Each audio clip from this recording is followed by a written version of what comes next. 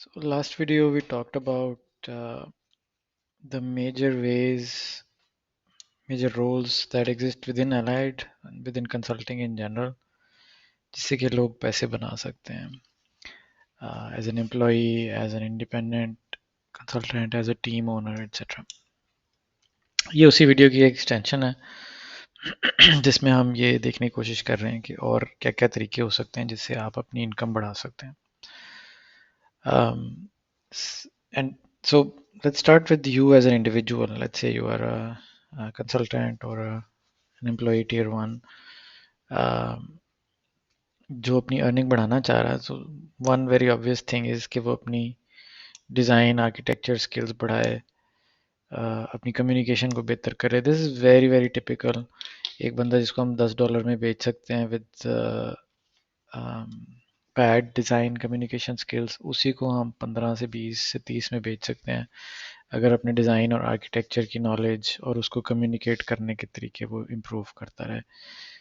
This is often overlooked. People continue to look at new technologies and new features and don't think of anything higher order, and that prevents them from making more money. Customers don't perceive them as better quality resources. Another thing that helps is functional knowledge.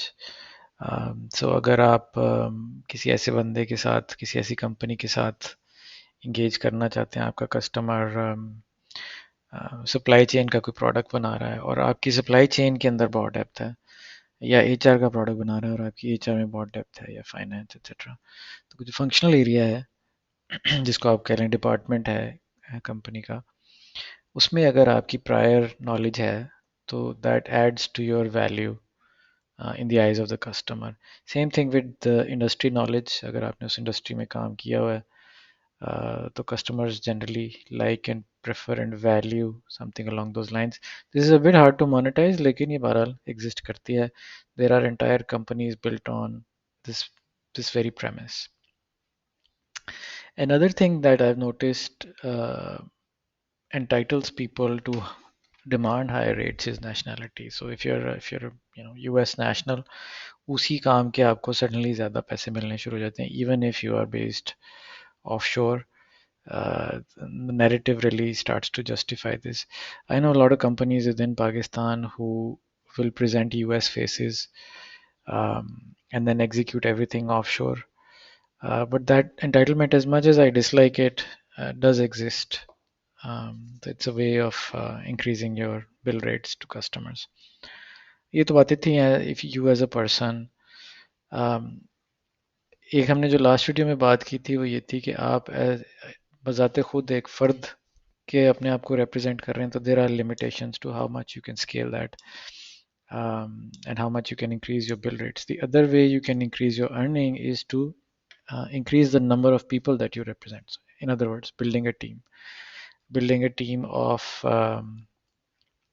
technical delivery people or sales people or any other aspect within your consulting firm, because you have invested in the team, building, training, retaining the team, that entitles you to a larger margin and that scales better. Again, refer to the earlier video on this topic.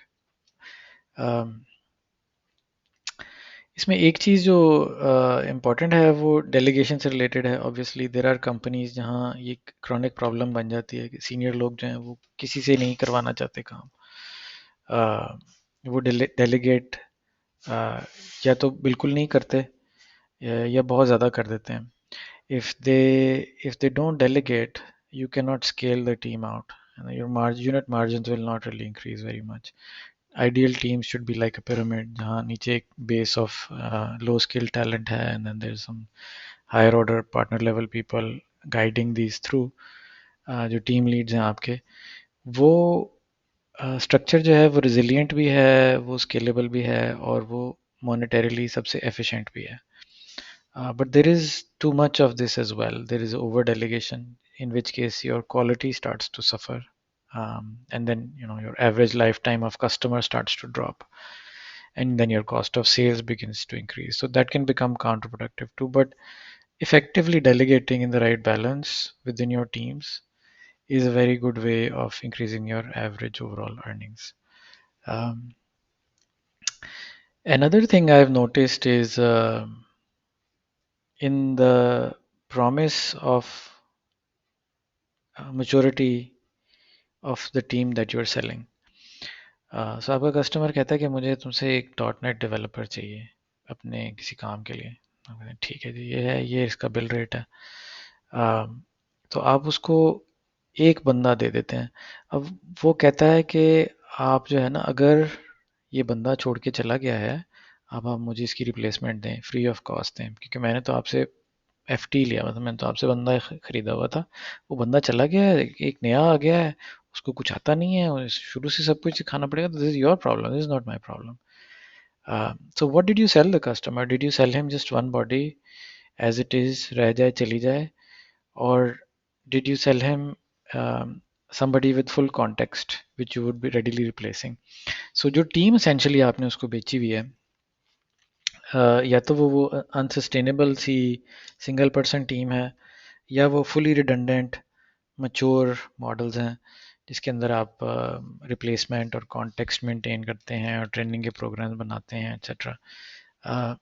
सो आप क्या बेच रहे हैं, इसका directly ताल्लुक है आपके rates के साथ। इस पे एक वीडियो है दूसरी, if you search for it you can find that, and that will tell you specifically कि वो तीन चार स्टेजेस क्या हैं, और उनका कॉस्ट पे क्या इम्पैक्ट आता है। But what I'm pointing to here is when you're talking to customers and negotiating some sort of a team, it's very rarely discussed कि वो exactly कितनी mature होगी, वहाँ redundancy क्या होगी, वो training का program बनाएंगे कि नहीं बनाएंगे, etc. So what happens is people will promise or give the perception that their teams are very mature and fully redundant and CMM level 3, but then actually execute at something towards the left where this is one person that they're uh, emotionally manipulating into sticking around long enough कि उन्हें context ना build करना पड़े। इस किस्म की लोग हरकतें करते हैं जिससे कि वो अपने यूनिट मार्जिन इंक्रीज कर लेते हैं।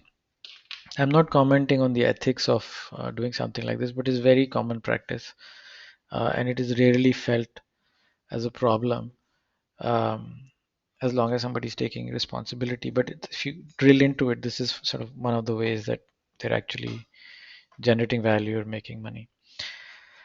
Another thing is going rightward in your engagement models again. So there's a video on engagement models on the channel. What happens is you have a spectrum of risk reward, everything from fixed price to T&M to FTs to result oriented models. Um, and so one way you can increase the unit um, bill rate that you're forwarding to the customer is कि आप उसको उसका engagement model change कर दें। इस case में आप risk ज़्यादा ले रहे होते हैं, so be aware of the risks that you're taking and be sure that you can manage those risks more effectively than the market can, and that's the only way you'll make money out of it. But the bottom line of it is कि अगर आप एक dot net developer के लिए F T E के अंदर $12 bill कर रहे हैं, तो उसी रिसोर्स के लिए आप फिक्स प्राइस में $30 बिल कर सकते हैं। Again like I said, risk है and you want to be very sure whether you understand and can manage that risk. So team की बात हो गई। अब जो कंपनी के लेवल पे it is a common conception or generally what I would refer to as a misconception is कि branding से हमारी वैल्यू ऐड हो जाएगी। And so companies spend a lot, or they start to spend a lot on website and uh, branding material, etc. I'm not saying branding doesn't matter, but it probably doesn't matter as much as most people think it does. For small consulting firms in the US, customers will rarely recognize them. So there is no brand recognition value of any significance. That said, there are companies जो बहुत इस पे time और energy लगाती हैं. They want, they run marketing campaigns where they would like, when their salespeople go to customers, they would like the customer to have recognized them before they walk in. You know, um,